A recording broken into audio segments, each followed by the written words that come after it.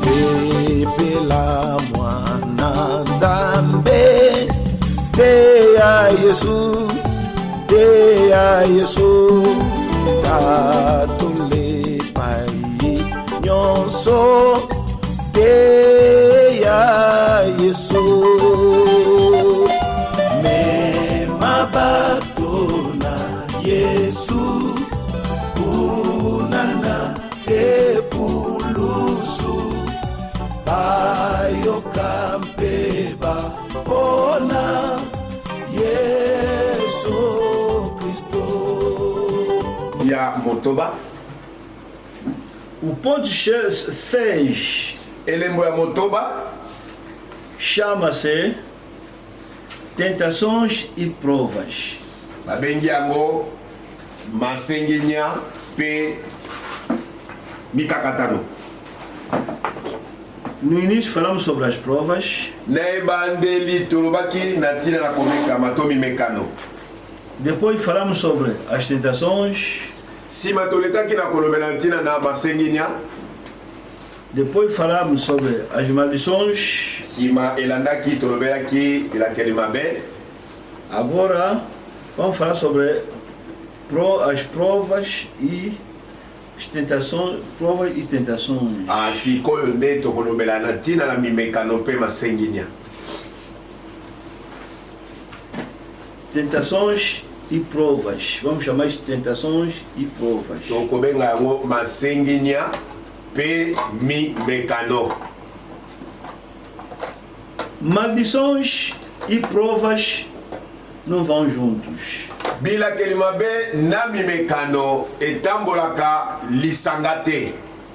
Ou você se comporta bem, está aprovado, ou você não se comporta bem, está amaldiçoado, mas maldição e prova não andam juntos.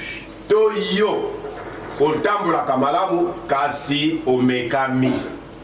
To yo otambolaka malamu te nde olakelami mabe kasi biloko mibale etambolaka lisanga te. Maldição e maldição, prova e prova. Solo bilakeli mabe ezali bilakeli mabe kasi mimekano ezali pe mimekano. Mas tentações e provas podem ir juntos. Nzoka masengenya pe mimekano ekoki kotambola lisanga. Pode se entender bem. Ekoki koyokana malamu. Isso que vamos falar hoje. Yango nde oyo tokolobela lelo boy. Alguém pode estar nas provas e ao mesmo tempo está sendo tentado também. Moto songolo akoki kokutama na mimekano pe na ngonga se moko wana akoki kosengi nyama. Também tentações e maldições, vamos ver isso quinta-feira.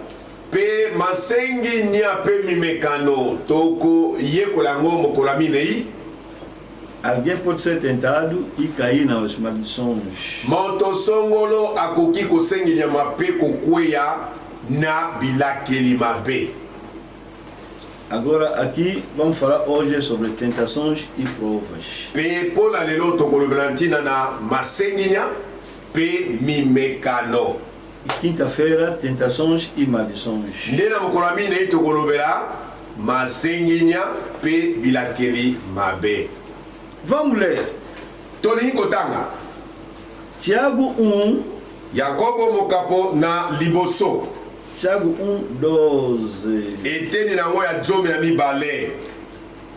Tiago 1:12. Jacques chapitre 1 verset 12. Apocalipse 3:10. Emoniseli mokapo na misato na eteni na zomi to Apocalypse 3:10. Apocalipse 3:10. Apocalypse chapitre 3 verset 10. Vamos iniciar com Tiago 1. Tozobandela ngo na Yakobo na mokapo na liboso 12. eteni nango ya zomi na mibale.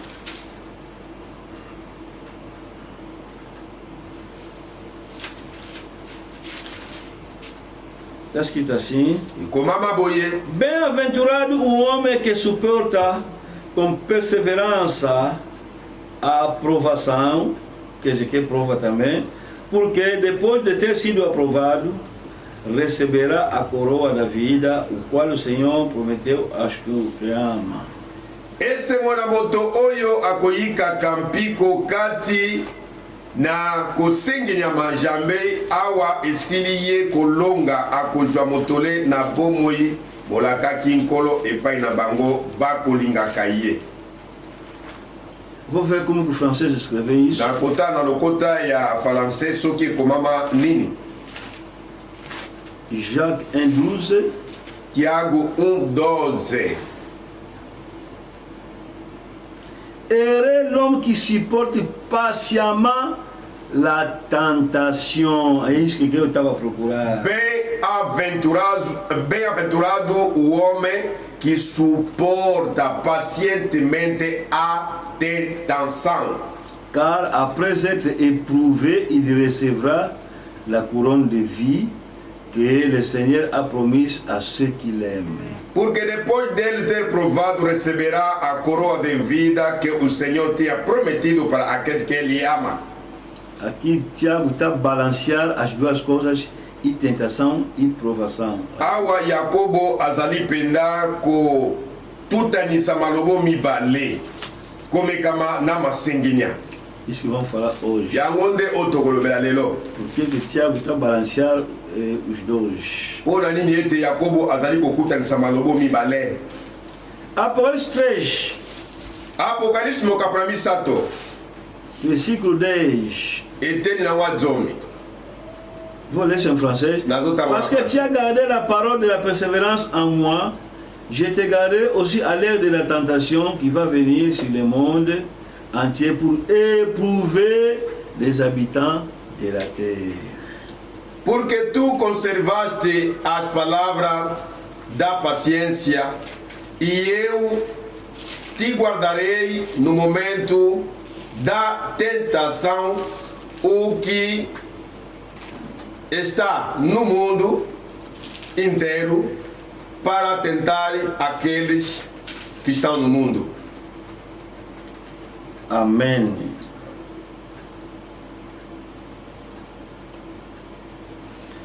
Vamos orar. Deus poderoso, abençoa essa palavra lida, abençoa todos os ouvintes, seja conosco, abençoa todos os Cristo. Amém. Tentações e provas. Masenginya pe mimekano podem ir juntos. Ekoki kotambola lisanga. Essa é a nossa lição hoje. Yango onde motu alitena msoya lelo. Pode estar nas provas e ao mesmo tempo sendo, durante as provas, ser tentado. Ekoki kosala maite okutami na momekano. Kaka na ntango ya momekano okutami pe na masengenya. Isso que vamos falar hoje. Yango nde tolobela lelo. O diabo estava no céu antes de vir aqui na terra, no espaço. Solo yambo zabolo satana akwa koyala mipepe abandelaki nano kuna na likolo. Deus lhe fez cair e caiu, mas não vem completamente aqui na terra, mas ficou lá no espaço. Nzambe abuakaki ye solo ayaki mbala moko te na mokili oyo kasi atikalaki na mipepe. Então Deus ficou com os anjos lá no céu e os anjos do diabo, que chamamos de demônios, vieram aqui no espaço. Nde na yango Nzambe atikalaki elongo na banjelu kuna na lola. Nde banje oyo ba bengami ba demona ba zalaki elongo na satana na mipepe. Os que ficaram lá com Deus servem Deus lá no céu. Banje o batikalaki na Nzambe kuna na lola, bango nde basalelaka Nzambe kuna na likolo. Os que caíram aqui no espaço também servem Deus. Kasi ba oyo bakitaki na mipepe, bango pe basalelaka Nzambe. Mas os dois grupos servem de uma maneira diferente. Kaka nde ngulupa o mibale esalelaka Nzambe na lolenge ya kokesana. Quando se trata de uma coisa boa, os anjos servem Deus. Tango etaleli likambo ya malamu, banje bango basalelaka Nzambe. E canta lá no céu: Santo, Santo, Santo, Santo, Santo, Santo, Santo, Santo, Santo, o Deus é Santíssimo. Pe bango banje okuna na lola epai na Nzambe bayembaka boye: Bule, bule, bule, bule, bule, bule, bule, bule, bule, Nzambe azali bule. Mas aqui no espaço tem também um outro grupo de anjos que caíram, que nós chamamos de demônios. Eles também servem Deus, mas de uma outra forma. Kasi na baangelu oyo babwaka makina mipepe, bango pe basalelaka Nzambe kasi na lolenge mosusu. Eles estão com muita raiva porque um dia irão no inferno. Bango banjo o bazaka na mipepe, bazaka na kanda makasi kat na bango pote bayebi yango malamu.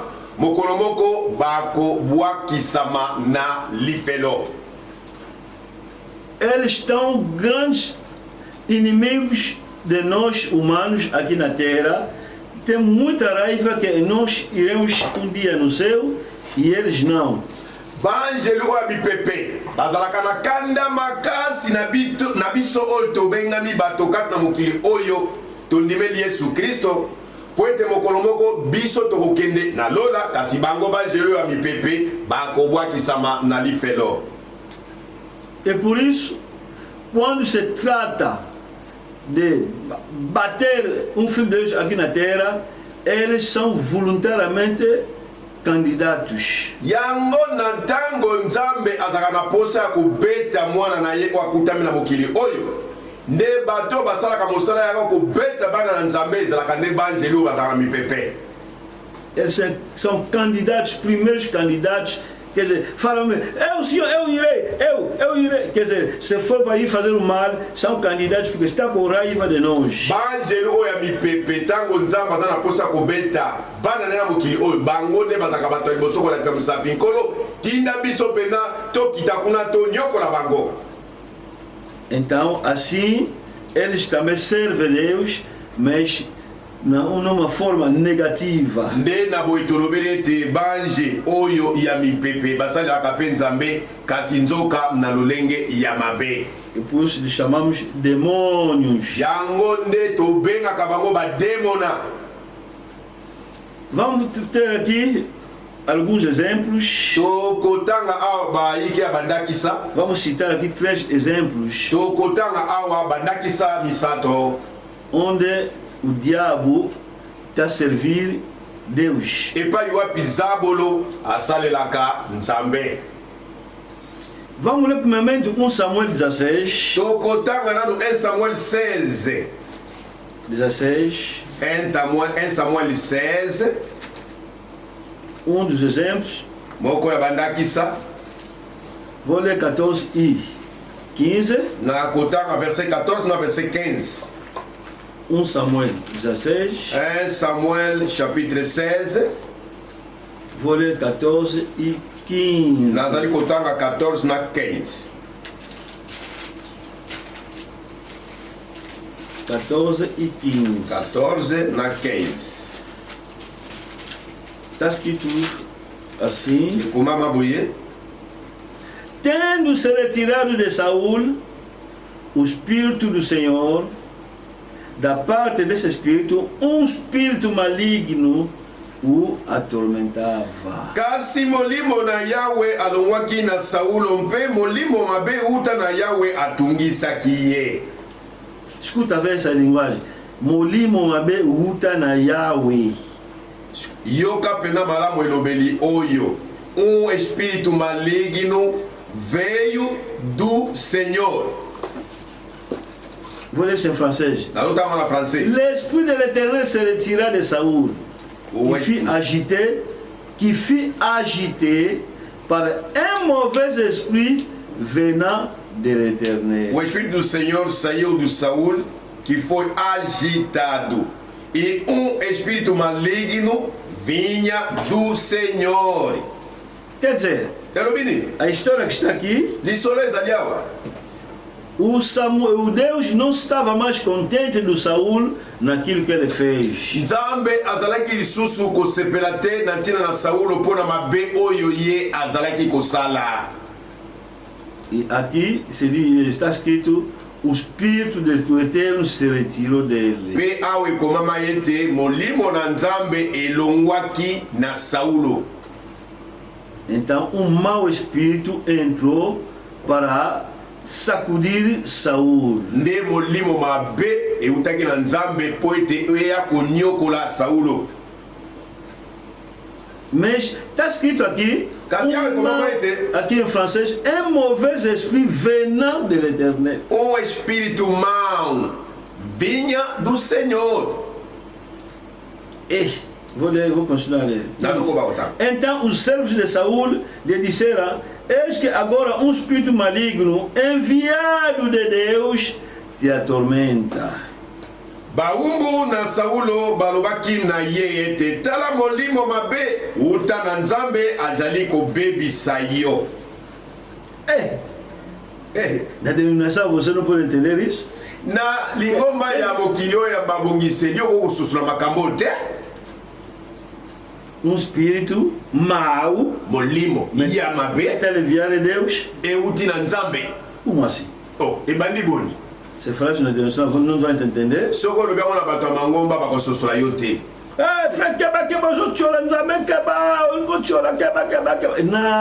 Não é cochola, é uma verdade. O espírito mau saiu de Deus. Irmão, cuidado, você quer blasfemar contra Deus? Não é blasfêmia, mas é espírito maligno. Saiu do Senhor. Não, é um erro de escrita. Deve ser a pessoa que escreveu, queria dizer espírito mal vindo do diabo, mas ele esqueceu.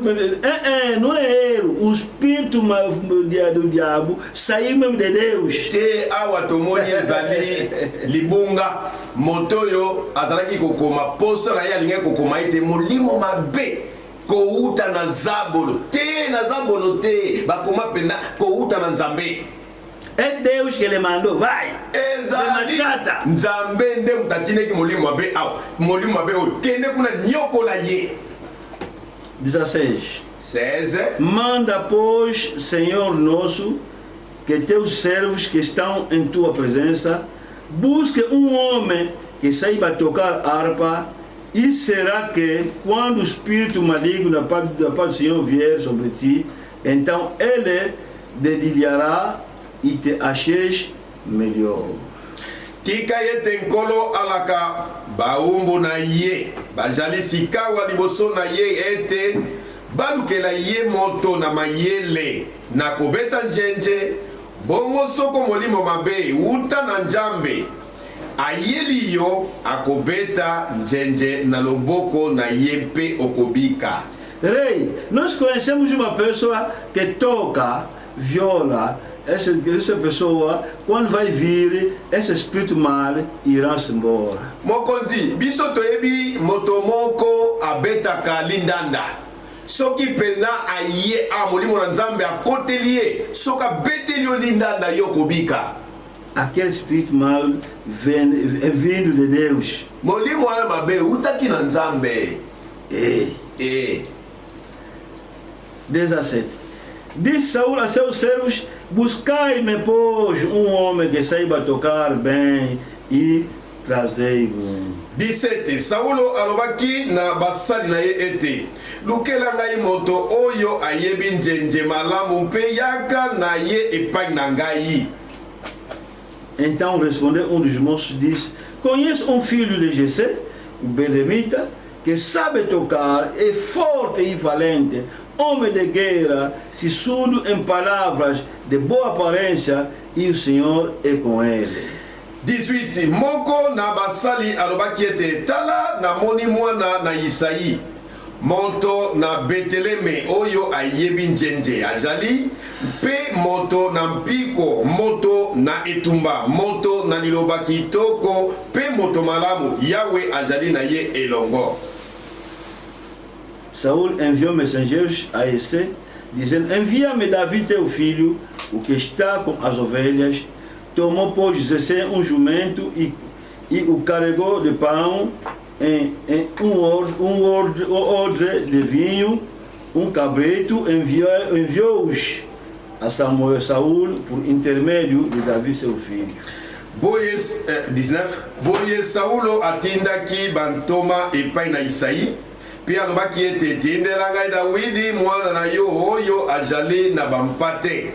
Isaïe akamataki punda oyo ekumbi lipa pe molangi na vinyo pe mwana na ntaba pe atindaki yango na maboko na Dawidi mwana na ye epai na Saulo. Assim Davi foi a Saúl, esteve perante ele, o amou muito e o fez ser escudeiro. Saúl mandou dizer a Jessé: deixa estar Davi perante mim, pois me caiu em graça. Dawidi ayaki epai na Saulo mpe amimonisaki liboso na ye alingaki ye mingi mpe akomaki mokumbi na bibundeli na ye. Saulo atindaki epai na Isaïe alobaki ete tika ete Dawidi atelema liboso na ngai mpo yete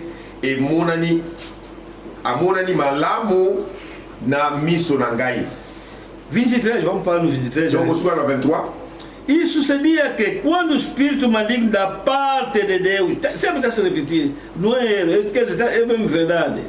Quando o espírito maligno da parte de Deus vinha sobre Saúl, Davi tomava a harpa e dedilhava. Então Saúl sentia alívio, se achava melhor e o espírito maligno se retirava dele. Bongo wana molimo mabe uta na Nzambe boyoki ezali tango lorsque zonga kolobama molimo mabe uta na Nzambe ezalaki libunga te. Ayelaki Saulo, Dawidi akamataki njenje abetaki yango na maboko na ye mpe Saulo ayokaki malamu pe abikaki molimo mabe alongwaki na ye. Quer dizer, os anjos que ficaram com Deus no céu servem Deus. Os que vieram cair também no espaço aqui na terra, eles também servem Deus, mas de uma maneira diferente. E tal se por a colobaete banje o batikalaki elomona Nzambe na likolo nde bango basalelaka Nzambe. Kasi baye oyo Nzambe abuakaki na mokili oyo bazaka na mipepe bango nde basalelaka pe Nzambe kasi na lolenge ya mabe. E por isso você é pregador, cuidado. Yango wana yo oyo bengami motei salaka keba. Sim. Solo. És mesmo servo de Deus. Ozali penza mowumbu na Nzambe. De que lado? Kasi na ngambo nini? Tá servir Deus de boa maneira ou tá servir Deus da maneira negativa? Osalelaka Nzambe na lolenge elongo bani tope osalelaka Nzambe na lolenge ya mabe. Sou pastor, sim, esteja pastor. Nazali mokambi, ya solo ozali pena mokambi. Da sã doutrina, sim, da sã doutrina. Ya moboko santo, ya solo ya moboko santo. Qual sã doutrina? Siko moboko nini e santo? A única igreja da cidade ou na divisão? Okutami na moboko e santo oyo Biblia lobiete kat na ngumba kaka losambo moko to okutami na losambo ya bokabwani. Todos estão a servir Deus. Banso bazali kosalela Nzambe. Os anjos estão a servir, os demônios estão a servir, mas cada um na sua maneira. Tikala koyeba banje na lola basalaka mosala ya Nzambe. Banje o bakutami na mipepe basalaka pe mosala ya Nzambe kasi na lolenge mosusu. Você que tem dom de profecia. Yo oyo ozana likabo ya bisakweli. Eu ando profetizar. O ngai na sakwelaka. Ando sonhar. Na lotaka. Tá bom. Essa malamu. Mas teu sonho é que kasi bandoto lotaka ezalaka bandoto nini? Edifica a igreja. Etongaka eklesia. Ou mata a igreja. To epanzaka eklesia. Ndoki. Igreja se dividiu. Igreja é panzani e kabwani. Quer dizer, você está atrás daqueles servos negativos. Pasi na yonde kwa bisakweli poete yokutami na ngulupa ya baumbu ya na ngambo na mabe. Seja um servo fiel. Zala moumbu ya sembo. Job. Toke na Yobo. Outro exemplo. Nakisa mosusu. Outro exemplo que diz que o diabo também serve a Deus, mas de uma maneira diferente. Nakisa mosusu ali kotesa tote ba ite zabolo pe asale la kanzambe ya lola kasi na lolenge oekeseni. De uma maneira male. Na lolenge ya mabe. Vale mais não servir Deus que servir Deus male. Eleki nango malamu koleka yo osale la kanzambe te na esika ite osale la kanzambe kasi na mabe. Vale mais ser irmão no banco que ser pastor na divisão. Eleki nango malamu mingi kozala neko kat na kiso fandaka na ebonga. Koleka ete obengama mokambi kasosalaka nanzela mabe. Eu sou pregador. Onga motei. Aonde? Wapi? Branham Deus. Oh, na lusambo ya Branham azali nzambe. Vale mais ser ovelha no banco que ser um pregador da falsa doutrina, que está impedir pessoas de ir no céu. Eleki malamu mingi koleka kobenga mampate oyo afandaka na ebonga to na kiti koleka moto ya benga mi motei kasi azali kote ya bato zambe Branham azali nzambe ozo mabatu mingi na lifelo. Job. Yobo. Capítulo 2. Mokapona mibale.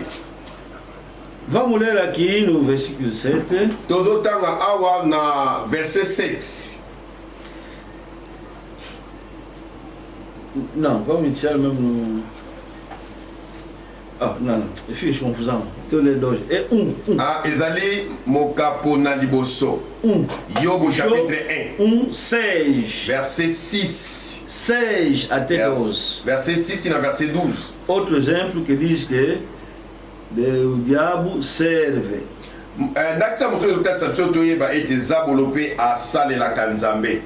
Num dia em que os filhos de Deus vieram apresentar-se perante o Senhor, veio também Satanás entre eles. Mokolo moko bana na nzambe bayaki komi monisa liboso na Yahweh mpe Satana ayaki na bango elongo. Deus com os anjos, Nzambe elongo na banje lá no céu, kuna na lola Satanás surgiu. Satana pe ye oyo. A Bíblia está dizendo isso. Biblia ndezoloba boye. Então perguntou o Senhor a Satanás: de onde vens? Satanás respondeu ao Senhor e disse: de rodear a terra e passear por ela.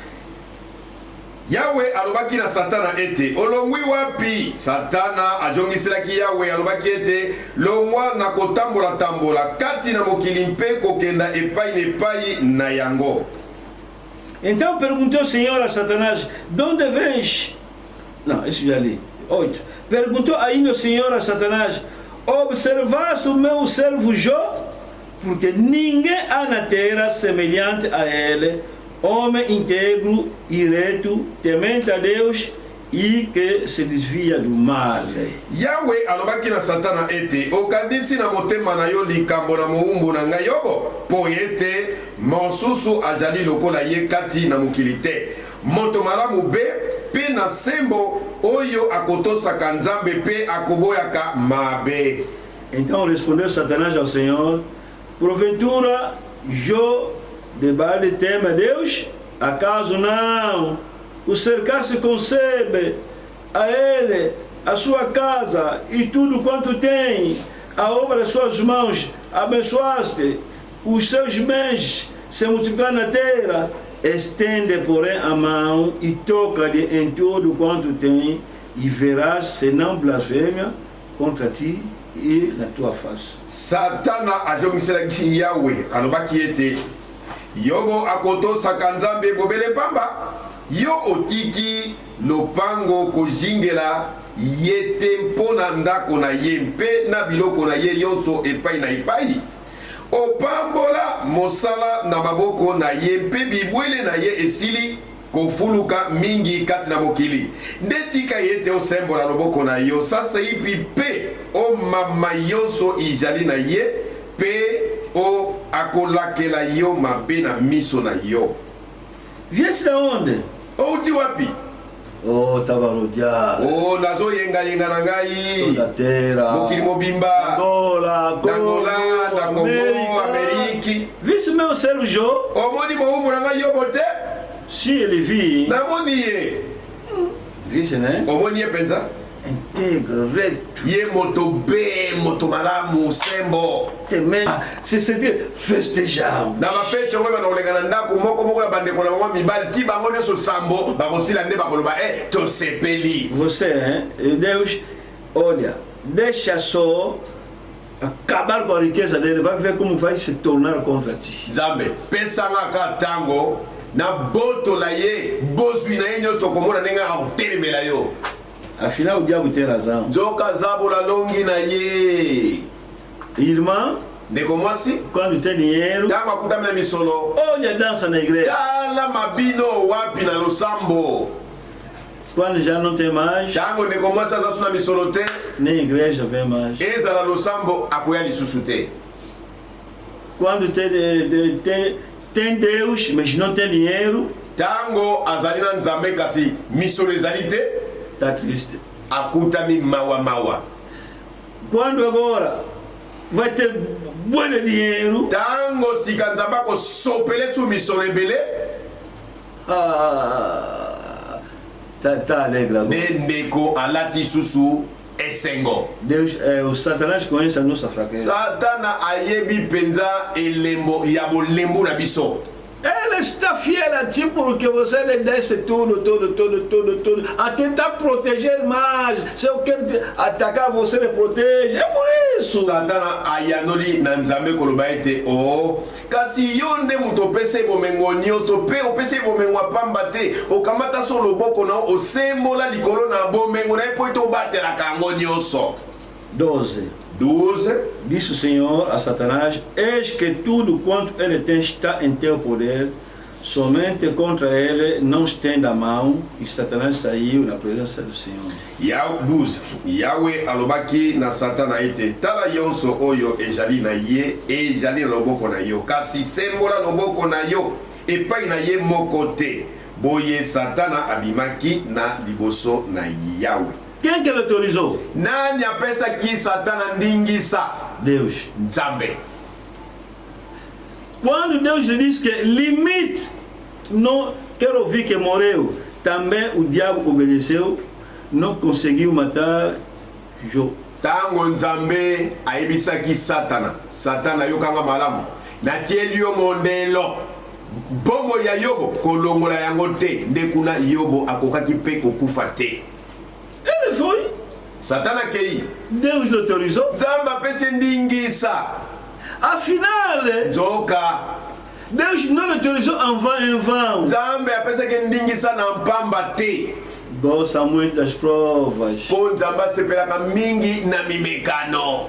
Viste, né? Omoni? Mais utilizou quem? Kasi asaliaki nani? Diabo. Satana Zabolo. O servo, diabo. Mowumbu ya Nzambe kasi na kombo ya Zabolo. O pregador, diabo. Motei kasi na kombo ya Zabolo. Profeta, diabo. Mosakoli kasi Zabolo. Mas tornou necessário. Kasi liboso ya Nzambe akomi na ntina. Cuidado, irmão. Keba kande komobali. Servo de Deus, servo de Deus. Mowumbu na Nzambe. Pode ser um servo diabo. Okoki kozala mowumbu ya Nzambe kasi na ngambo ya Zabolo. Um servo demônio. Mowumbu kasi demona. Judas Iscariote era servo, apóstolo, mas apóstolo demônio. Yudasi oyo atekaki Yesu azalaki ntoma kasi ntoma ya demona. Vendeu Jesus. Atekaki Yesu. Mas era importante kasi Yudasi azalaki na motuya liboso na Nzambe para cumprir a profecia. pona kokokisa sakweli ya koteka Yesu. Cuidado, irmão. Kebaka ndeko. Cela va compris la prophétie donc ete okoya kokokisa esakweli haverá divisões. ete bokabwani ekozala. Outro exemplo. Ndakisa mosusu Reis. moko ya mikonzi Isso que lemos na vez passada. oyo tosilaki kotanga na mikolo esila ekoleka. Reis. Moko ya mikonzi Reis 22, onde que lemos a vez passada? 1 roi 22 epa totangaki mikolo eleki. Miqueias. Ah, Miché. Reis 22. Ah, 1 roi 22 Já lemos isso, mas vamos voltar mais a si ler. totangaki yango me tozongeli lisusu kotanga. Miqueias, capítulo 22, de 19 até 23. Dos Reis. Ah, 1 roi 22 Capítulo 22, de 19 até 23. chapitre 22 19-23. Miqueias prosseguiu: ouve, pois, a palavra do Senhor. Viu o Senhor assentado ao seu trono, e todo o exército do céu estava junto a ele, à sua direita e à sua esquerda. Esse exército que está a falar são anjos. Mikaya alobaki ete boye yoka liloba na Yawe, namoni Yawe oyo afandi na kiti na ye na bokonzi, pe bibolo yonso na lola batelemi na loboko na ye na mobali. Bibolo oyo nde ezalaki banjelu, pe na loboko na ye na mwasi. Perguntou o Senhor: quem enganará Acabe para que suba e caia em Ramote Gileade? Dizia dessa maneira e o outro de outra. Pe Yawe alobaki ete nani akojimbisa Aba ete abuta mpe akufa na lomonto Gilada? Moko alobi likambo moko, mosusu alobaki likambo mosusu. Então saiu espírito.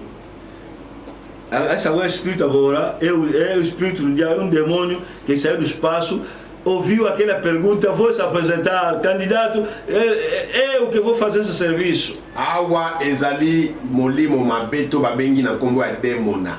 Koyoka eyokaki motuna nzamba zali kotuna totinda nani de demona oyo alongwe na mipepe akimi mbangu na lola epai na nzambabi tinda ngai. Então saiu espírito e se apresentou diante do Senhor e disse: eu o enganarei. Perguntou-lhe o Senhor: com que? 22. Respondeu ele: sairei e serei espírito mentiroso na boca de todos os seus profetas, disse o Senhor, tu o enganarás e ainda prevalecerás. Sai e faz-o assim. Wana molimo moko ayaki mpe atelemaki liboso na Yawe ye ete ngai nakojimbisa ye. Alobaki ete na nzela nini? Ye ete nakobima mpe nakozala molimo na lokuta kati na minoko na basakoli na ye yonso. Ye ete ojimbisa ye mpe okolonga kenda mpe sala bongo. Deus diz que Nzambe alobi nini? vai. Kenda. Vai fazer esse serviço. Kende kosala musala oyo. Qual serviço? Kosala nini? Enganar Ya kojimbisa os falsos profetas. basakoli ya lokuta. Por mentira na boca kotia deles. lokuta na minoko na bango nyonso. 23. 23. Eis que o Senhor pôs o espírito mentiroso na boca de todos esses teus profetas, e o Senhor falou o que é mal contra ti. Sasa yipi tala Yawe ati molimo na lokuta na minoko na basakoli oyo na yo yonso. Yawe alobi mabe pona yo. Viste, né? Oyo kiti. São 3 exemplos. Eza banakisa misato. Que Deus se serve dos anjos, Oyo epai wapi Nzambe asalelaka na nzela banje. também dos demônios, Lela moko asalelaka mpe na nzela bademona. anjos que caíram, Banje oyo ye abwakaki. se serve do diabo, Nde babengami bawumbu na zabolo. se serve também do diabo. Basalelaka mpe zabolo. São coisas que na denominação você não pode ouvir. eza makambo wapi na mangomba ya mokili okoki koyoka yango te. Esse pregador, ele falou que Deus se serve do diabo. Sim, se serve do diabo. Na mangomba o bayibi makambo te tango meki koloba boye ba motei oyo azuba ke nzambe asalelaka mpe zabolo. Oui, asalelaka mpe na nzela ya zabolo.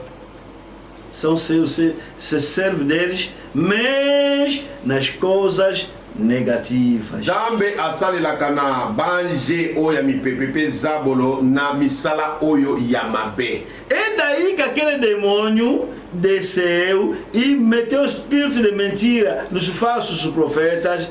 É por isso que aqueles falsos profetas começaram a falar mentira. Afinal, há um espírito maligno que pediu autorização a Deus para fazer isso e fez também. De demona o alongaki na mipepe ko kende ko kamata pena oyo ezalaki mitindo epai na nzambe mpe akitaki ntina basakoli nyonso ya lokuta na ntina ete atia lokuta na minoko na bango nyonso. E por isso estamos a falar hoje sobre as tentações e as provas. Yango nde lelo toyaki kolobela na ntina na mimekano mpe masengenya. Provas e maldições não vão junto, mas tentações e provas podem ir juntos. Mimekano na bilakeli mabe etambolaka lisanga te. Nzoka mimekano mpe masengenya etambolaka lisanga. O diabo pode te tentar e permite a Deus para você entrar nas provas. E durante as provas, o diabo pode mais voltar a te tentar mais para cair naquela prova. Kati na masengenya nzambe penza akosepela ete mimekano eyela yo. Sima na mimekano koyela yo ne kosala ete yo oleka na masengenya. É por isso o nosso conselho de hoje. Cuidado, irmão. Quando você está subindo provas, cuidado com os maus conselhos. Cuidado. Cuidado. O diabo, Zabolo, durante as tuas provas, ele anda a vir para reforçar. Para você não vencer nas provas. Vamos ter um exemplo aqui. Vamos voltar aqui no jogo. Na Yobo. Vamos voltar no exemplo do jogo. Tozongi na ndakisa Yobo. Aqui, o diabo veio se apresentar a Deus. Zabolo aye komitalisa liboso ya Nzambe. Quando veio se apresentar, eyaki Zabolo komitalisa to komimonisa liboso ya Nzambe. Ele disse a Deus. Yalobi na Nzambe boy. Deus disse ao diabo. Nzambe alobi na Zabolo. Olha, vise o meu servo. Tala, omoni moumura ngai. Ele é reto. Ye aza ngui. Ele é bom. Ye aza malamu be. Homem que teme Deus. Moto abangaka Nzambe. Homem justo. Moto sembo. Até não tem palavras Kutu nazangi maloba para levar esse homem. Ona kotombola moumura ngai oyo. Esse é Deus. Oyo nde Nzambe. Mas escuta, diabo. Kasi yoka Zabolo. Nada. Já não vou Você tá lhe dando dinheiro. Eu pensei bela misolo. Riqueza. Eu pensei momengo. Talento. Azamutone sengo. E ainda mais está a proteger isso para ninguém mexer. Utu loboko no pendeza likola bozine nyoto po moto simba yangote. Deixa só ele cair. Vai ver. Okomona. Ah bom? Oh, olinyango. Vai. Kenda. Ok. Na sepeli. Quer dizer, na ideia do diabo, na makansia Zabolo, acabou, vou lhe fazer cair agora na fé. Esse Yobo penza na lapisi Nzambe. Mas quando foi ali, Kasitango Satana Kenekuna. Um crente não vale a pena. Mondimi moko kafu kafungui. crente de ferro. mondimi penza oyo ya ebende. Vient dizer, Bayekoloba na ye. aqui estou já no versículo 13 até 22, mas não vou ler. Awa naza na Job 1, 13, tikuna 22, mais na otanga ngote. Vient dizer Bayekoyebisa Yobo. que, oh, mestre, os bois Bangombe foram roubados. bayibi yango. Todos os bois Nyonso penza. foram roubados. Bayiba minyonso. De uma vez, Mbangoko. num grupo de gente, os gangues chamam sabeanos, eles que vieram roubar a todos os bois. Na ngulupa moko ya bato bauti na mboko ya sabe bango nde baye koyiba bangombe no nyonso. Ah bom? Oh, ya solo. O outro, Moumbo mosusu yo azopota mbango koyepa na Yobo. as ovelhas, as Mokonzi ovelhas. bampate. Houve incêndio, as ovelhas todos.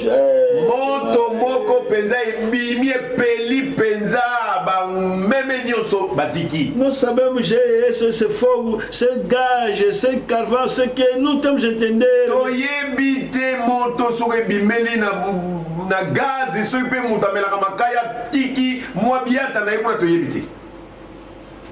Ao falar assim, outro. Kolobaka moumbo mosusu ye wana azopota mbango.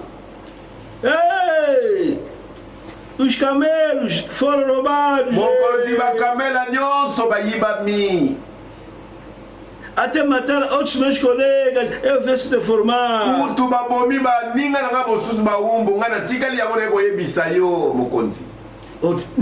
Mosusu ye wana azoya mbango. Uou! A Mokonzi casa caiu. ndako ekweli bana.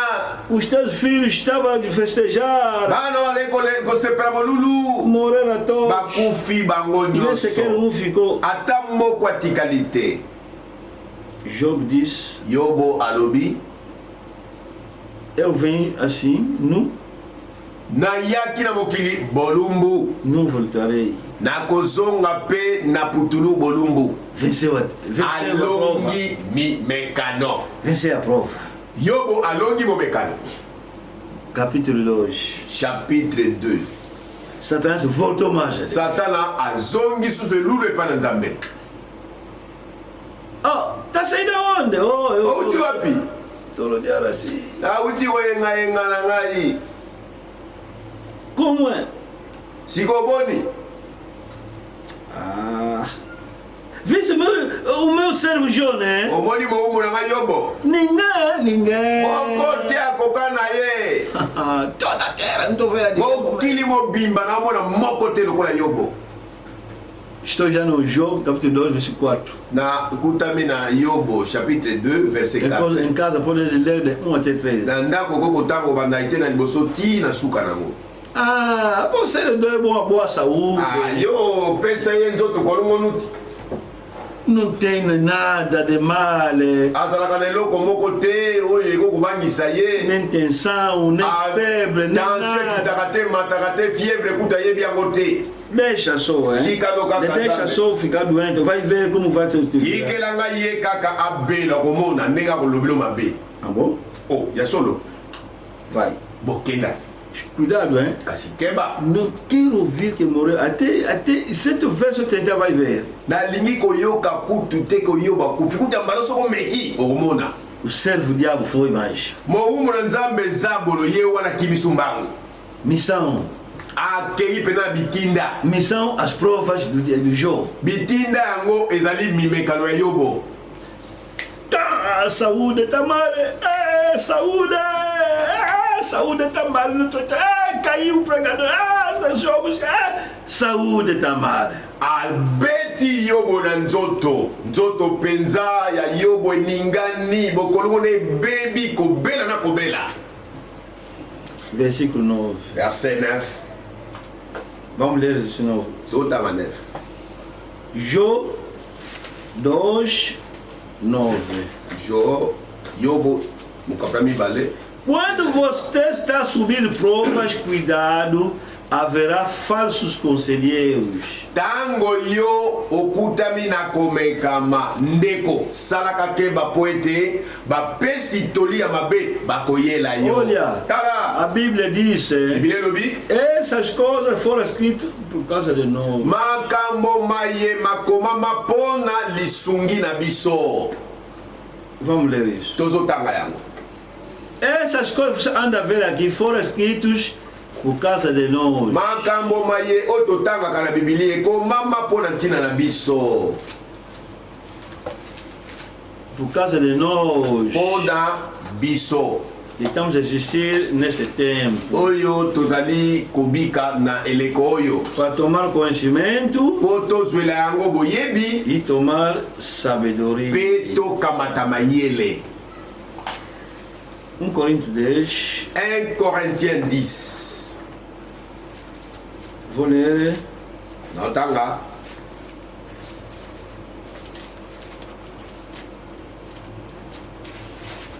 Acho que são.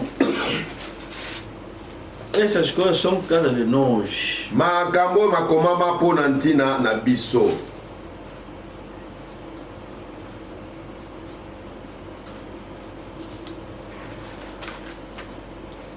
É mesmo 1 Coríntios 10. Eza pena na 1 Corinthiens 10. Então vamos ler agora no 11. Tokotanga na verset 11. Estas coisas lhes sobrevieram como exemplos e foram escritas para advertência nossa de nós outros sobre quem os fins dos séculos têm chegado. Makambo oyo eyeli bango lokola bikebiseli ikomami pona kolakisa biso mpo ete nsuka na bikeke eyei na bato. Aquele pois que pensa estar em pé, veja se não caia. Boye tika ete ye oyo akanisi ete azali ya kotelema ngwi akeba ete akwea te. 13. Não vos sobreveio tentação que não fosse humana, mas Deus é fiel e não permitirá que sejais tentados além das vossas forças. Masenginya moko ekomeli bino te oyo ejangi epai na bato yonso. Jambe ajali sembo ye oyo akotika bino te ete bomekama bosenginyama na koleka nguya na bino kasi esika moko na emekile akobongisa ekimelo ete bokoka koyika mpiko. Pelo contrário, juntamente com a tentação, nos proverá livramento, de sorte que a possais suportar. Ye oyo akobongisa ekimelo ete bokoka koyika mpiko. Prova. Mimekano. Prova nos bens já acabou. Mimekano bozwi nyonso esili. Agora prova da saúde. Sikoyo ekomi mimekano ya bukolungolu bwa nzoto. Saúde, tamara. Nzoto ebeli. Tentação vai vir mais. Nde masengi nezwa lisusu. Então sua mulher lhe diz: ainda conservas a tua integridade? Amaldiçoa Deus e morre. Verset 9. Mwasi na ye alobaki na ye ete okangi na ye loboyengebeli na yo makasi lakela nzambe mabe mpe kufa. Mas ele lhe respondeu: falas como qualquer doida. Temos recebido o bem de Deus e não recebíamos também o mal. Em tudo isso não pecou Jó com seus lábios. Nde alobaki na ye ete yo ozali koloba lokola ekolobaka basi na bilema nini tokozwa malamu na maboko na nzambe bongo tokozwa mabe mpe te na oyo nyonso yobo asalaki lisumu na bibebu na ye te. Cuidado quando você está no estado de dificuldade. Aquela pessoa que está vindo te vir dar conselho, cuidado com esse conselho, fica atento. Pode ser o diabo que ele enviou para te fazer quebrar e falhar na tua vitória no tempo das provas. Kebaka ndeko na ngai ntango yokutami na mitungisami na bomoi na yo nini kosalema na kati ya mitungisami na yo okomona moto songolo aye mpo na bango mpe so toli soki osali mayele te ekozala mosali na zabolo po ete alembisa yo na mitungisami na yo. Os amigos também vieram ver Jó. Baninga pe ya Yobo baye kotala Yobo. Quando vieram, Yaki bango olha o conselho. tala batolier. Uau. Batoli na batoli. Jó 42, Yobo 42, versículo 7.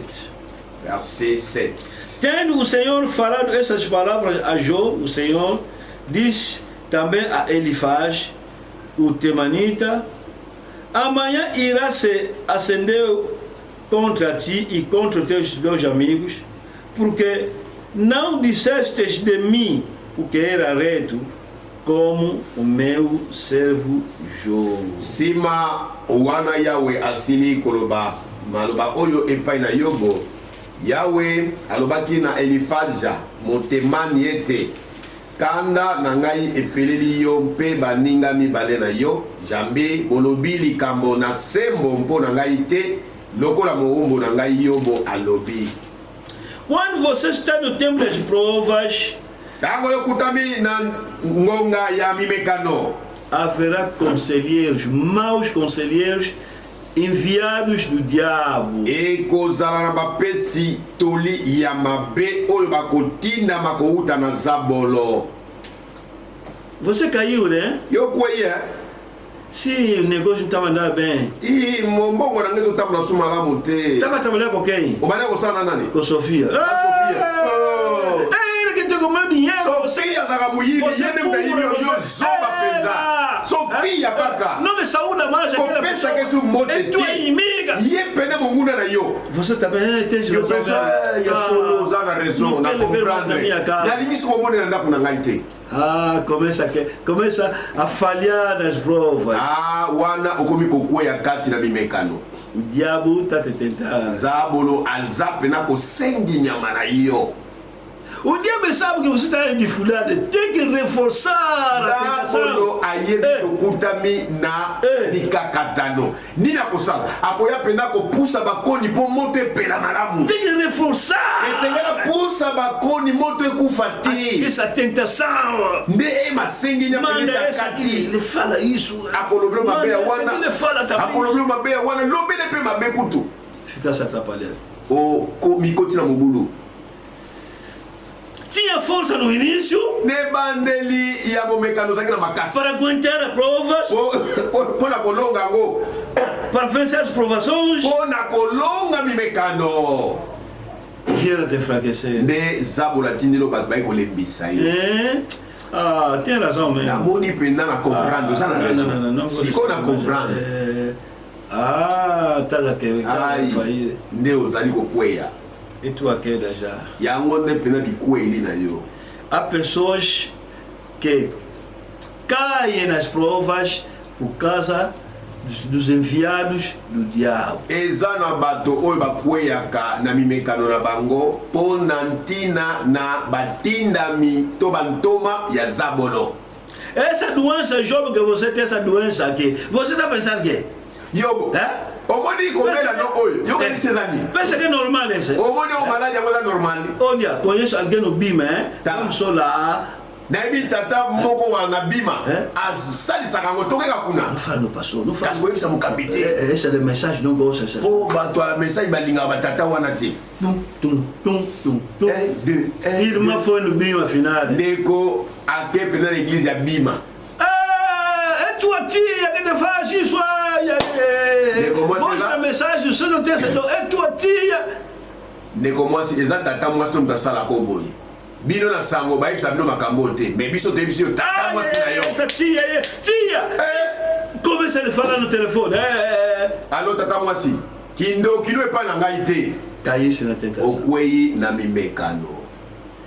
Quando alguém está nas provas, escuta bem os ouvidos, irmão e irmã. Quando a tua doença é provas, haverá pessoas na parte do diabo, o pregador diabo, o falso profeta, o falso servo diabo, que virão para te dar maus conselhos, mas o objetivo é você cair nas provas. Ndeko mwasi ndeko mobali fongola pena matoi na toli oyo. Ekosala maite okutami kati na mimekano. Ndeko na zabolo akotindela yo penza baumbu batei basakoli ya lokuta oyo bakopeliselo moto po ete mimekano engala po ete okweya. Cuidado. Kebaka. E por isso, Salmo está a dizer. Yango psaume ezoloba. Salmo está a dizer. Banjembo ezoloba. Salmos 1. Banjembo mokapona liboso. Salmos 1. Psaume chapitre 1. Escuta o que Salmos 1 está a dizer. Yoka nini banjembo mokapona liboso ezoloba. Você está bem contente, hein? Ozane sengo. Aquele conselho. Na toli wana opesi ngai. Numa paga que está te dando. Ya mupaka no songolo nga opeso batoli yango. Tens razão. Bem-aventurado o homem que não anda no conselho dos ímpios, que não detém no caminho dos pecadores, nem se assenta na roda dos escarnecedores. Esengo ezali na moto oyo aboyi kobila toli na bato mabe. Oyo atelemi na nzela na bato na masumu te. Oyo afandi esika moko na bacholi te. Aboyi kobila, não. Bem-aventurado o homem que não anda no conselho dos ímpios, não se detém. Ah, bem-aventurado, sim, é verdade. Bem-aventurado, senão devia estar. Quer dizer, esse senhor é muito. Olha, boi não é conselho, é assim mesmo. 2. Antes o seu prazer está na lei do Senhor, e na sua lei medita de dia e de noite. Kasi posa na ye esili kati na ezali kati na mobeko na Yahweh. Akokanisaka mpe mobeko na ye butu na moi. Olha, Tala, uma pessoa em dificuldade, moto songolo kati na pasi. é fácil você dar um mau conselho. Ezalaka na ye pete opesa etoli ya mabe. Muito fácil. Ezalaka pete makasi. Doente. Kobela. Basta sua tia dizer que a mãe tem que ir no quimbandeiro. Soki kaka tata mwasi na lobi lobi tokokenda nganga kisi. Ele também faz. Ye pa ndimi kokende. Irmã, tá indo no quimbandeiro? Ndeko mwasi okenda nganga kisi. Agora vamos fazer como? Bongo sona sali. Dificuldade. Bapasi. Quer dizer, você nunca foi na casa de quimbandeiro? Nunca. Yo na bomo ina yo nanu oniata ndako ya nganga kisi te. Dificuldade, velho. Siko bapasi elio. O diabo também via seu conselho. Zabolo pe atindeli yo bapesi toli.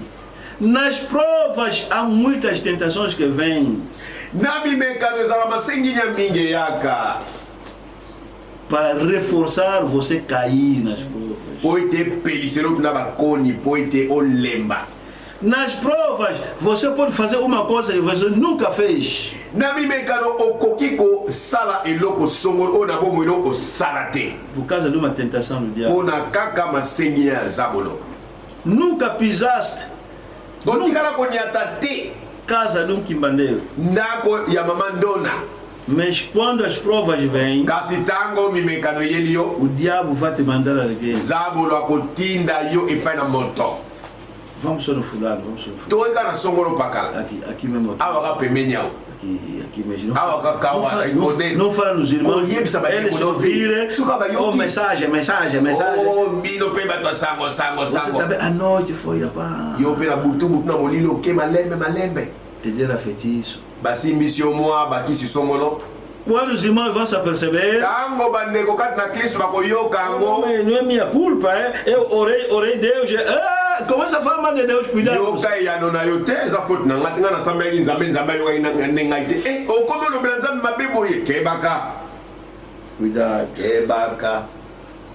Tentações e Asenginya provas. pe bimekano. Vamos ler outra coisa. Tokotange longs. Gênesis Genèse 39. 39. Gênesis 39. Genèse 39. Potifar Potifar estava bem contente de José. azalaki na esengo mingi komonaka Yozefu. Deixamos Jó. Totiki yobo Vamos no José agora. tokesi ko na Yozefu Tentações e provas. masengeli ape mimekano. Potifar descobriu que esse José é bom rapaz. Potifari akososola komona ete Yozefu azali mwana mobali moko ya malamu. Outras coisas não estou lendo porque já lemos. biloko biso nazozongela kotanga te mpo si totanga yango. Disse-nos José: alobi na Yozefu, José, Yozefu tudo na minha casa pode tocar, menos a minha mulher. nyonso ya ndako na ngai epesameli yo, kaka nde mwasi na ngai kosimba te. Mas não falou mulher, falou numa linguagem parabólica a minha comida. kasi alobelaki mwasi te me asalelaki elobeli ya lisese kosimba bilei na ngai te. Potifar saiu, Potifari abimi então a mulher nde mwasi vem tentar. aye kosenginyama, Vem tentar José. aye kosengi na Yozefu. Você é bonito, Yozefu oyebi ozalaka bonzenga, o bom rapaz. ozalaka elenge mobali mwa malamu, Podemos dormir. tomona biso mpe kolala mbeto moko. Gênesis 39:7. Genèse 39:7. Aconteceu depois dessas coisas que a mulher do seu senhor pôs os olhos em José e lhe disse: deita-te comigo. Mpe na nsima na ntango mosusu mwasi na nkolo na ye atielaki ye miso mpe alobaki ete lala na ngai. Ele, porém, recusou e disse à mulher do seu senhor: tem-me por mordomo do meu senhor e não sabe do que há em casa, pois tudo o que tem me passou ele às minhas mãos. Ele não é maior do que eu nesta casa e nenhuma coisa me vedou, senão a ti, porque és sua mulher, porque pois cometeria eu tamanha maldade e pecaria contra Deus. Nde ye aboyaki mpe alobaki na mwasi na nkolo na ye ete ezali ngai awa nkolo na ngai azali kokanisa eloko moko na ndako te mpe ye ati biloko na ye yonso na maboko na ngai. Ye aleki ngai na nguya na ndako oyo te mpe ye aboyi ngai eloko moko te bobele yo mpo ete ozali mwasi na ye. Bongo nakoka kosala mabe monene oyo mpe kosala lisumu epai na Nzambe boni. Tem que dormir comigo. Você é um rapaz burro. Tem que dormir. Ozelenge mobali zoba mwana mona te. Tentação. Masenginya. Ele pegou na camisa. Asimbi na sibisi. Fica com a tua camisa. Yozefu mayele pe moyete atikile lambango. Fugiu. Akimi.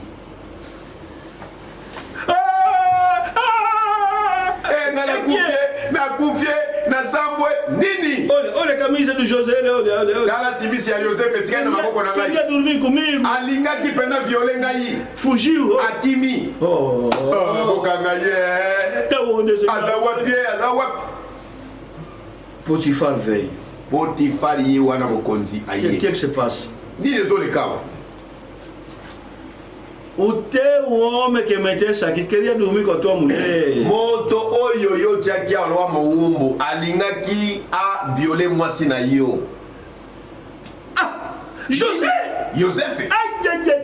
Eu lhe falei que tudo aquilo tem que menos a minha comida. Queria comer a minha comida. Alobaki na ye nyonso ya ndako na ngai asimba yango kaka ndasimba bilei na ngai talinga kolelanga bilei na ngai. Elle vou lhe mostrar que sou oficial. Nakolakisa ye nazali penza mokonzi ya soda mapete na Egypte. José entrou na prisão. Bakangi Yozefu batie na boloko. Prisão sem nada. Inocente na prisão. Ndeko Não Yozefu fez nada. akangemi na boloko asali mabe songolote. Ainda mais venceu a tentação. Kutu alongaki masenginya. Mas acabou por ser preso. Kasi suka bakangi ye. Preso. Mokangemi Inocente. azangi koyeba likambo. Não fez nada. asali eloko te, Venceu a tentação, alongi masenginya, mas foi preso. kasi atako bongo bakangi na boloko. Por que foi preso? Mpo na nini Yosefe akotaki na boloko? Porque venceu a tentação. Mpo alongaki masenginya. Se ele aceitasse de dormir, a mulher de Potifar, Soki kaka andima kolala na mwasi ya Potifar, se ele aceitasse de pecar, soki andima kaka kosumuka, a mulher de Potifar fechar a boca dele. mwasi ya Potifar alingaki ko ngalisa monoko te. Não devia entrar à prisão.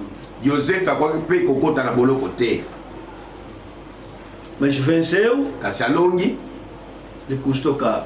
nde kolonga na ye ekomeli ye likambo ya pasi. Ah!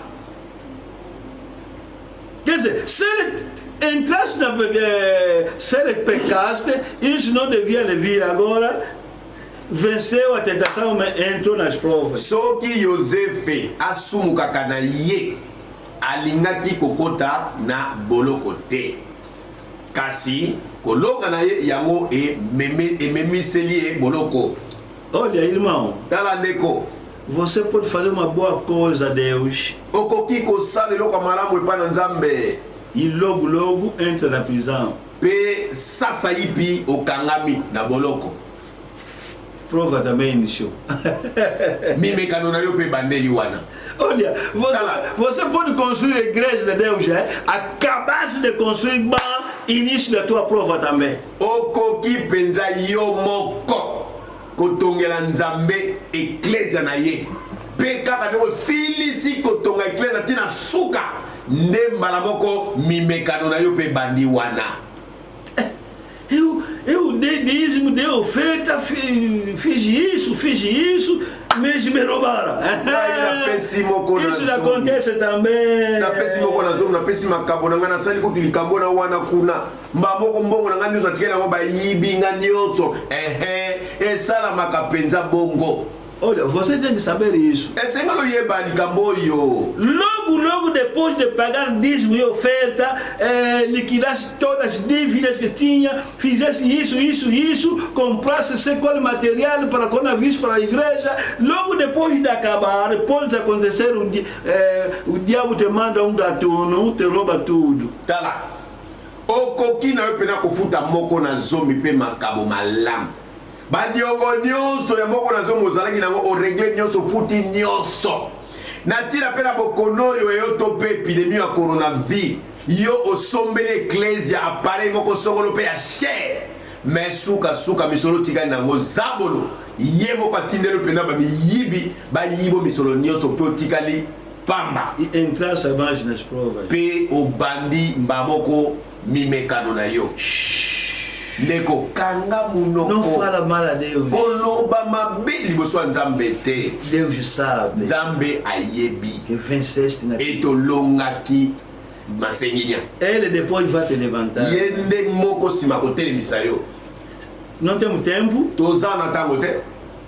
Segue essa história de José. Landaka lisolo ya Yosefe. Vai ver como é que foi levantado. Okomona ndenge Nzambe yimoko atombolaki Yosefe.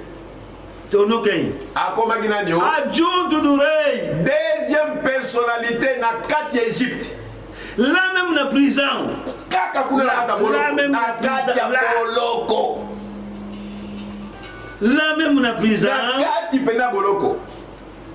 Bom, Loboko ya Nzambe começou a ter sonhos. akomi kozwa bandoto.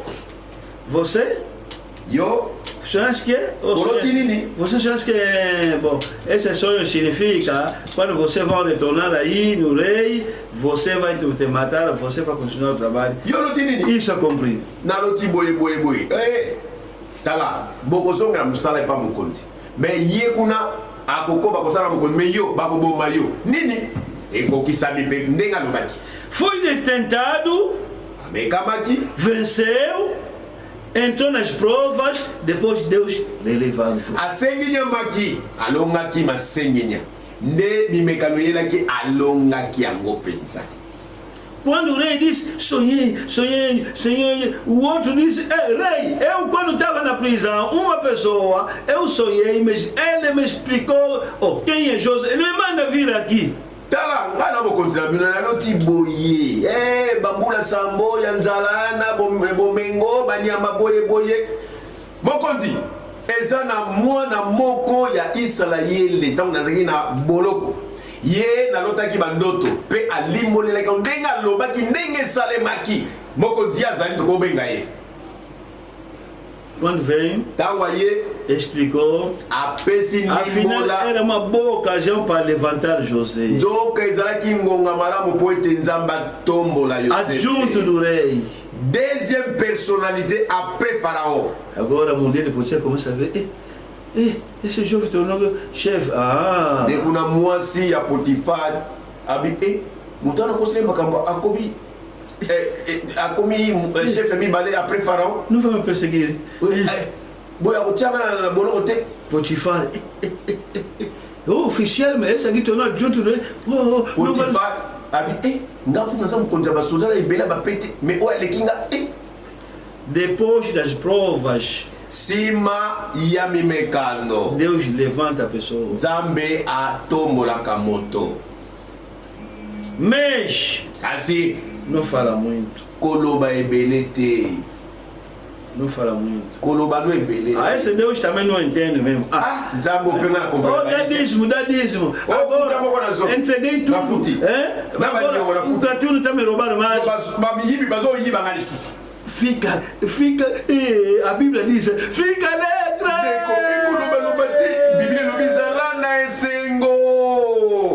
Vai ser levantado já. Nzambe karate azotombola yo. Fica alegre. Zala esengo. Mas o diabo vai te mandar fofoqueiros. Kasizabolo akotindela yo pena bato minoko sukali. Eu não te falei. Nalobaki na ote. Talvez aquela fofoqueira tua própria mulher. Mambo susu moto ya monoko sukali to motamatongi ona mwasi na mboko. Eu não te falei. Nalobaki na ote. Eu te disse, nosso dinheiro aí, podemos construir a nossa casa, podemos mandar a criança na Europa. Sempre você não diz a palavra, diz. Agora, não fiz te roubar. Não é isso que eu te. Misolo lo baito bongso yo futa moko na so. Não é isso que eu te. Toto nganda ko na so sila. Si mato za mwana so, wa bisto tine na pota ne ko tanga. Yo te, lo banza melobi, fo futa moko na so. Si go mon fosse pagar aí, agora o restante aqui no Jorobara. Viste, né? O futi moko na zo, misgo itigala ki ba yibiso monyamo. Essa aqui é uma tentação, cuidado, irmão. Oyo ndeko na mobali ezali masenginya keba. É tentação. Eza masenginya. Para você não vencer nas provas. Masenginya po olonga mimekanote. A Bíblia diz. A Bíblia não pode mentir. Bíblia é kosakate. Quando as provas vêm, fica alegre. Tango mimekano yelio sepela. Vamos ler mais isso. Talvez o irmão esquecesse. Vamos aqui. Vamos ler mais isso. Jacques 1. Vamos ler, talvez você esquecesse. Tiago capítulo 1. Jacques chapitre 1. Está esquecendo do versículo 2. Meus irmãos, tende por motivo de toda alegria o passares por várias provações. Fica alegre quando vem uma prova. Ndeko zalaka moto esengo. Sepela kana yo tango mimekano yelio. Eu vou te explicar bem. Fica alegre depois de fazer um bem a Deus, depois de obedecer a palavra, depois de obedecer aquela perseguição que anda a seguir.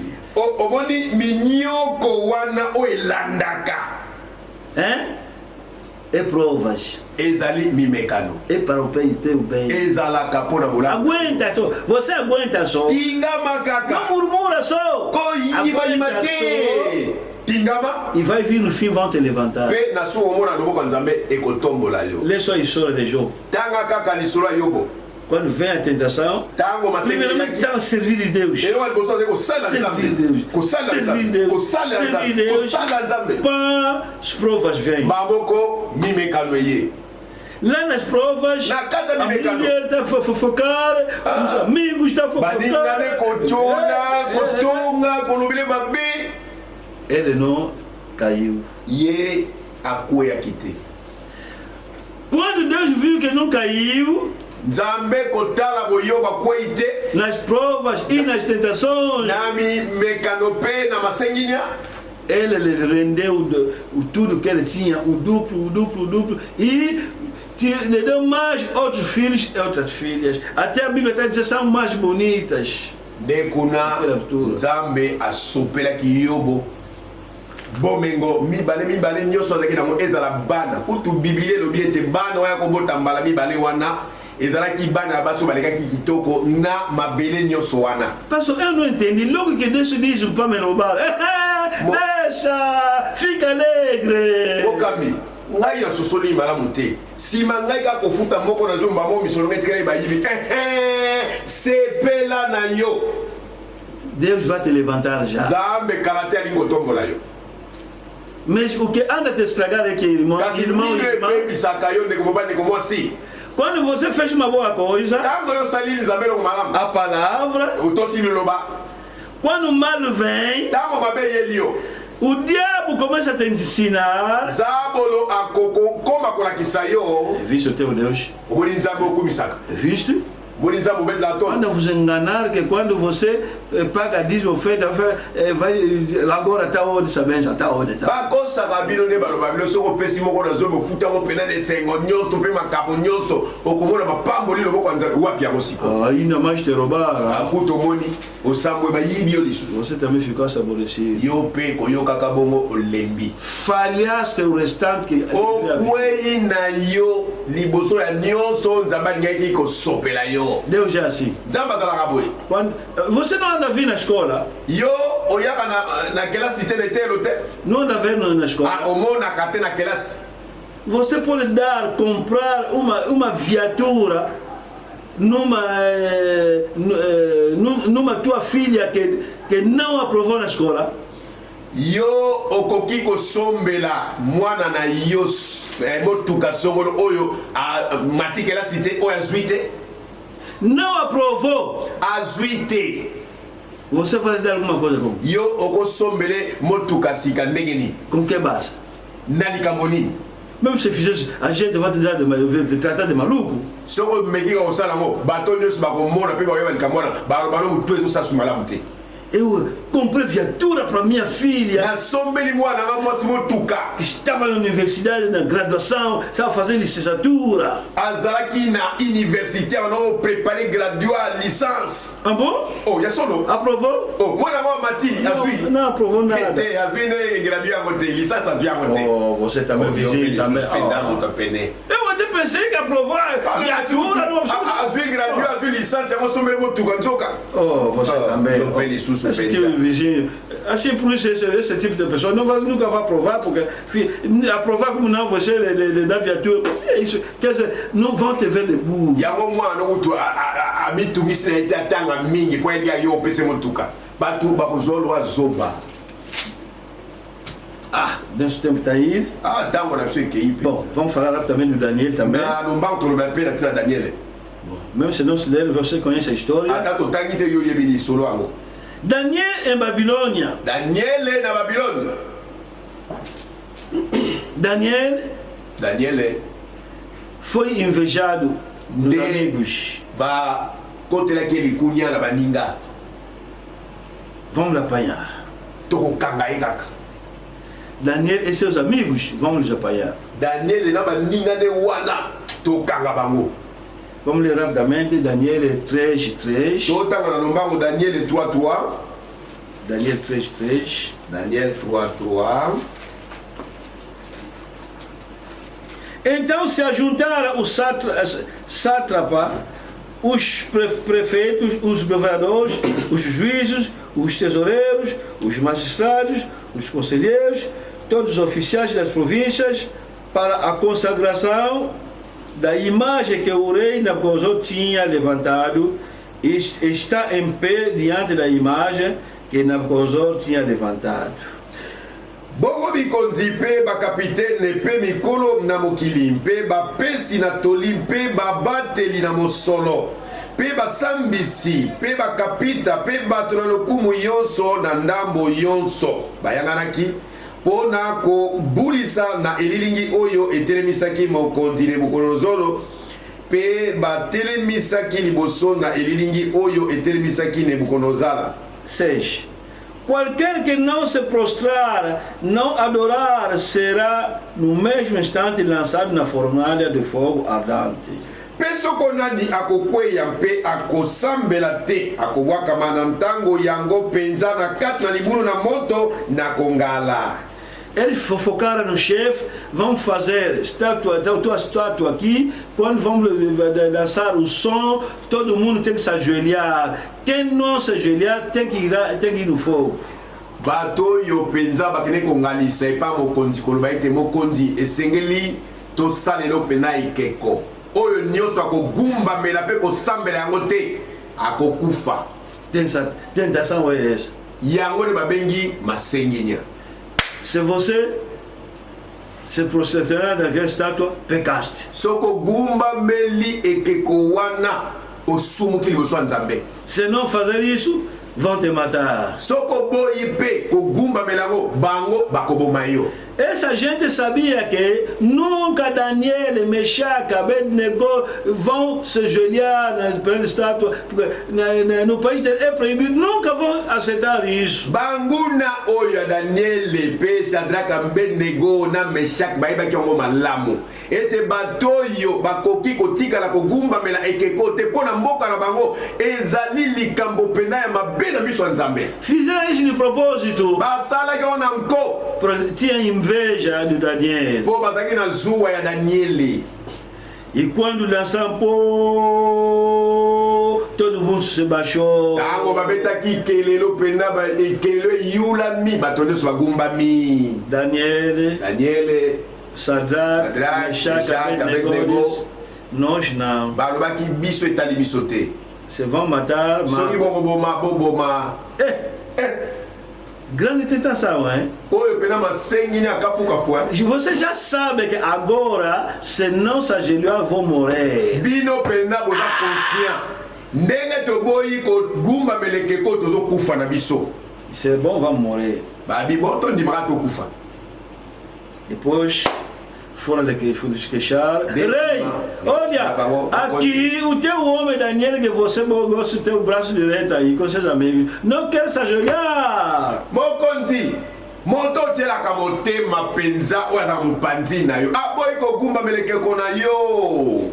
Até quando você tem sonho, ele vem, explica, você também agora não quer. Tango yo zoka mandoto, muto alimo na bandoto nyoso ezali sikoyo aboy ko gumba meleke ko na yo. Ah bom? Oye solo. Allez, parle, deixa na fornalha, já decidimos quem não vai querer, já decidimos. Ala, bo chauffeur nga libulu wana sito tia ilembo, oya ko gumba melate, akoboka mana libula moto.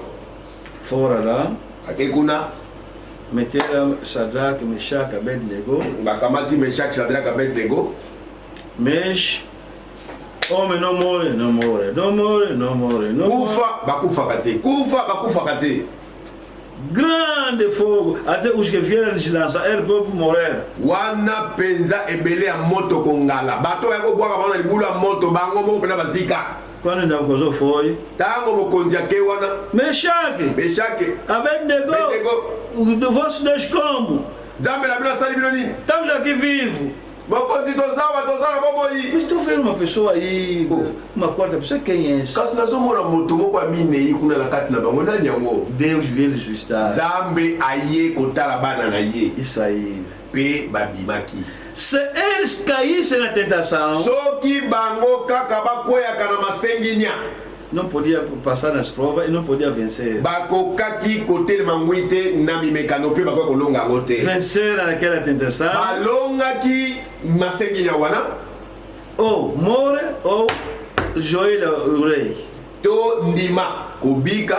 pe gumbamela mokonzi to ndima okufa boya kogumbamela ekeko. Mas Deus se levantou. Kasi nzambe atombolaki bango. Deus poderoso, esse Deus, nosso Deus poderoso, nzambe ya biso ya nguya nyonso está conosco, irmãos e irmãs. azalaka na biso ndeko mwasi ndeko mobali. Cuidado quando você não tem dificuldade, cuidado. Kebaka na yo tango okutami na batango ya mpasi. Haverá muitos conselheiros. Ekozala bapesi toli mingi bakoyela yo. Você burro, você vai morrer, vai morrer só.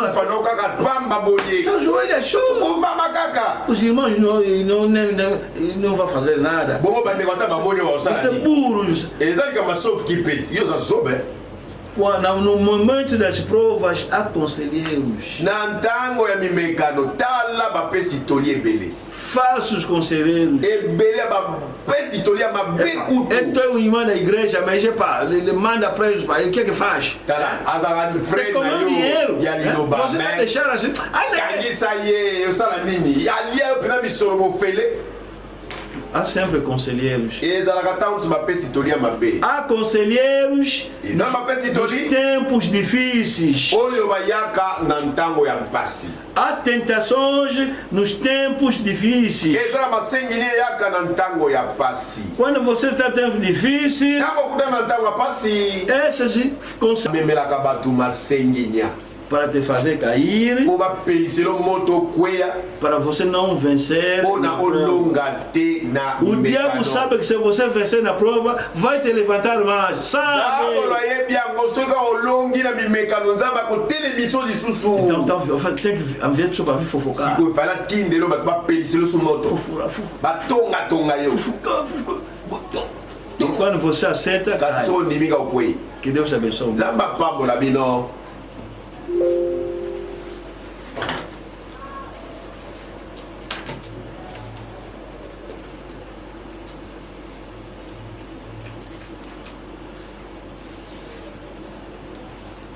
Bom, acho que nosso culto acabou. Na banze telianga na sosili. Só quinta-feira estamos a continuar. To kutami lisusu mokolo na minei mpona kokoba. Que Deus abençoe muito. Nzamba pambola bino mingi. Cada um vai orar. Moko na moko sika ozali bondela. Se tem fofoqueiro, já anda de visitar. E para ora a Deus. Soki ezali na bato oyo lobaka mabe bayaka kotonga na ntango mimekano bondela nzambe. Talvez essa pregação é só para você só. Ma mosusu liteya oyo Só você. eteyami kaka mpona yo oyo okutami na lolenge yango. Então, ora a Deus agora. Bondela nzambe sikoyo. Que Deus abençoe.